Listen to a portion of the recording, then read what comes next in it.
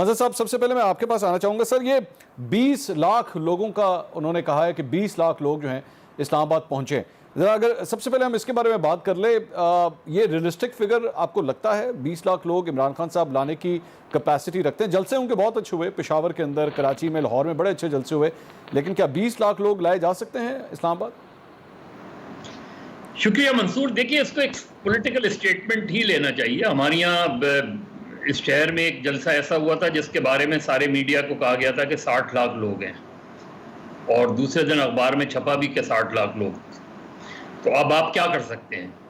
یعنی ملین مارچ جب کہا جاتا ہے تو کیا 10 لاکھ لوگ ہوتے ہیں؟ اس میں نہیں ہوتے، لیکن کہا جاتا ہے. آپ بھی لکھتے ہیں، میں بھی کہتا ہوں کہ ملین مارچ. ہم نے ایک ٹرم یوز کر لی ہے، ملین مارچ.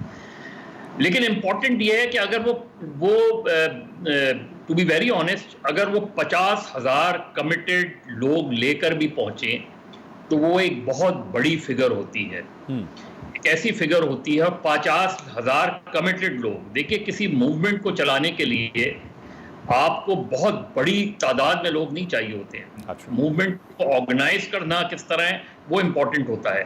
تو عمران خان 20 لاکھ لوگ نہیں، 5 لاکھ لوگ لے کے پہنچ جائیں، 2 لاکھ لوگ پہنچ جائیں، 1 لاکھ لوگ. اصل امپورٹنٹ یہ ہے کہ وہ اس میں موٹیویشن کتنی ہوگی، اس میں جذبہ کتنا ہوگا، اور پھر اس کے بعد جب وہ پہنچ جائیں گے تو اس کے بعد کیا لوگ پہنچ کر صرف بیٹھ جائیں بس، اس کے علاوہ کچھ نہیں ہوگا؟ میرا خیال ہے، مجھے نہیں پتا کہ کیا ان کا لائے عمل ہوگا، لیکن ڈیفینیٹلی ایک بڑا شو ہوگا، ایک اچھا شو ہوگا، ایک جو ہے جوشیلا شو ہوگا. لیکن یہ فگرز ظاہر ہے، میں اس فگر پہ اس لیے کامنٹ نہیں کرتا کہ ہر پولیٹیکل لیڈرز اسی طرح کی بات کرتے ہیں. یہ کوئی نئی بات نہیں ہے. تو لیکن مظہر صاحب، اگر اس کا موازنہ کیا جائے 2014 کے دھرنے کے ساتھ، تو کون سی چیزیں مشترک نظر آتی ہیں اور کون سی چیزیں جو ہیں وہ مختلف نظر آتی ہیں؟ دیکھیں منصور، 2014 کی جو دھرنا تھا وہ بیسکلی موومنٹ شروع ہوئی تھی 2013 میں، جب الیکشنز ہو گئے تھے. اب الیکشنز جب ہوتے ہیں اور الیکشن کی جو فضا ہوتی ہے اس میں لوگ سڑکوں پہ ہوتے ہیں آلریڈی، اور اس میں موومنٹ چلانا بڑا آسان ہوتا ہے. تو 2013 میں جب انہوں نے موومنٹ اسٹارٹ کی کہ 4 حلقے کھولے جائیں، اس کو بدقسمتی سے مسلم لیگ نون نے اچھی طرح ہینڈل نہیں کیا، ورنہ یہ موومنٹ 2014 تک نہیں جاتی. وہ اگر وہ 4 حلقے کھلوا دیتے، نواز شریف کہہ دیتے کہ کوئی مسئلہ نہیں ہے، 4 حلقے کھولنا کیا، آپ دوبارہ الیکشن کرا لیں، تو عمران خان کے لیے مشکل ہو جاتی. لیکن اس کو وہاں نہیں مانی گئی بات. پھر بدقسمتی سے ماڈل ٹاؤن والا جو واقعہ ہوا، اس نے ظاہر ہے کسی بھی موومنٹ میں اگر خون شامل ہو جائے تو وہ موومنٹ پک کر لیتی ہے. تو ماڈل ٹاؤن کا جو واقعہ تھا وہ ٹرننگ پوائنٹ تھا، اور وہ اس کے بعد ظاہر ہے ڈاکٹر طاہر القادری کے پاس ایک آرگنائز کیڈر ہے، تو ڈاکٹر طاہر القادری بھی ساتھ تھے، عمران خان بھی ساتھ تھے، تو ایک بڑا ٹیمپو تو انہوں نے بلڈ کر لیا تھا. لیکن اس کا اینڈ کیا ہوا؟ اس کا اینڈ یہ ہوا کہ کیونکہ اس وقت پارلیمنٹ کے ساتھ لوگ کھڑے ہو گئے، یعنی جو وہاں کی اپوزیشن تھی اس نے انپریسیڈنٹ طریقے سے اس نے کہا کہ نہیں، ہمارے لا کے اختلاف صحیح، لیکن اگر پارلیمنٹ پہ کوئی وہ ہو رہا ہے اور کوئی غیر آئینی کام ہونے جا رہا ہے تو ہم اس کو ریزسٹ کریں گے، کیونکہ ایک پریشر بن رہا تھا.